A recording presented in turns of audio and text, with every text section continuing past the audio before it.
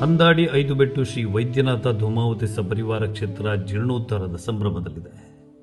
ಬ್ರಹ್ಮಾವರ ಪರಿಸರದ ಸಾಮಾಜಿಕ ಮುಂದಾಳು ಶ್ರೀನಿವಾಸ ಶೆಟ್ಟಿಯವರ ಅಧ್ಯಕ್ಷತೆಯಲ್ಲಿ ಜೀರ್ಣೋದ್ಧಾರ ಸಮಿತಿ ರಚನೆಯಾಗಿದ್ದು, ಬಿ ಸಂತೋಷ್ ಕುಮಾರ್ ಶೆಟ್ಟರ ಮತ್ತು ಶೀನ ಪೂಜಾರಿ ಅವರ ಗೌರವಾಧ್ಯಕ್ಷತೆಯಲ್ಲಿ ಶೇಖರ ಪೂಜಾರಿ, ಸುರೇಶ್ ಕುಮಾರ್, ಸಂಜೀವ ಬೇಳೂರು, ಶಿವ ಕೊಮ್ರುಗೋಡು ಮುಂತಾದವರ ಸಮಿತಿಯೊಂದಿಗೆ ಕ್ರಿಯಾಶೀಲವಾದ ಈ ತಂಡ ಸುಮಾರು 80 ಲಕ್ಷದ ವೆಚ್ಚದಲ್ಲಿ ಬಹಳ ಸುಂದರವಾದ ದೇವಳವನ್ನು ನಿರ್ಮಿಸಿ ಪುನರ್ ಪ್ರತಿಷ್ಠಾ ಮಹೋತ್ಸವ ಬ್ರಹ್ಮ ಕುಂಭಾಭಿಷೇಕಕ್ಕೆ ಅಣಿಯಾಗಿದೆ.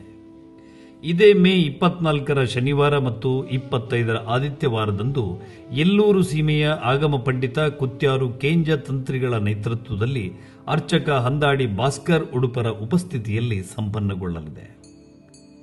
ಕರಾವಳಿಯ ಇತಿಹಾಸದ ಚಾರಿತ್ರಿಕ ಹಿನ್ನೆಲೆಯಲ್ಲಿ, ಜಾನಪದೀಯ ನಡಾವಳಿಯಲ್ಲಿ, ಪಾಡ್ದನಗಳ ಪರಂಪರೆಯಲ್ಲಿ ಬೊಬ್ಬುಸ್ವಾಮಿಯ ಕಾರಣಿಕತೆಯ ಕುರಿತಾದ ದಂತಕಥೆಗಳನ್ನು ನಾವು ಕೇಳಬಹುದು. ಕರಾವಳಿಯ ಭೂತಾರಾಧನೆಯ ಮೂಲಕ್ಕೆ ಹೋದಾಗ ಅಲ್ಲಿ ಬೊಬ್ಬುಸ್ವಾಮಿಯ ಕಥನವೂ ರೋಮಾಂಚಕವಾದದ್ದು. ಅಸಾಮಾನ್ಯ ತಾಂತ್ರಿಕನಾಗಿದ್ದ, ಮಾಯಕದ ಶಕ್ತಿ ಬಲ್ಲವನಾಗಿದ್ದ ಬೊಬ್ಬುಸ್ವಾಮಿಯ ಪಾಡ್ದನದ ಕಥೆಗಳು ಅತ್ಯಂತ ರೋಚಕವಾಗಿದೆ.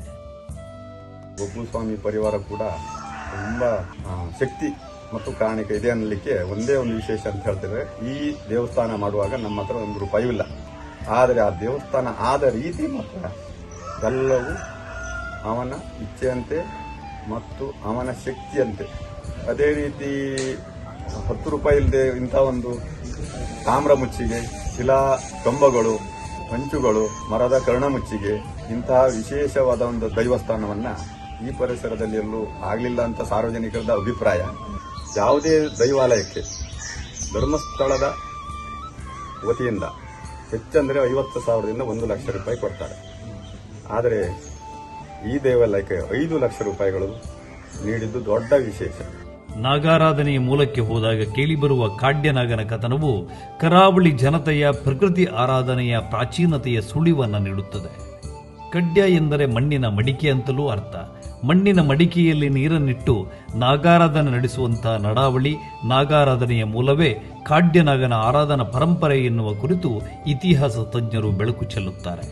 ಅತ್ಯಂತ ಕಾರಣಿಕವೂ ಸತ್ಯ ದೈವದ ಶಕ್ತಿ ನೆಲವೂ ಒಡೆಯ ಸೀಮೆ ಮಹಾಲಿಂಗೇಶ್ವರನ ಪವಾಡದ ಮಣ್ಣಾದ ಬ್ರಹ್ಮಾವರದ ಹಂದಾಡಿ 5 ಬೆಟ್ಟು ವೈದ್ಯನಾಥ ಧೂಮಾವತಿ ದೇವಸ್ಥಾನವು ನಂಬಿದ ಭಕ್ತರಿಗೆ ಇಂಬು ನೀಡುವ, ಬೇಡಿದ ಪ್ರಾರ್ಥನೆಗಳೆಲ್ಲವನ್ನು ಫಲಿಸಿದ ಸನ್ನಿಧಾನ.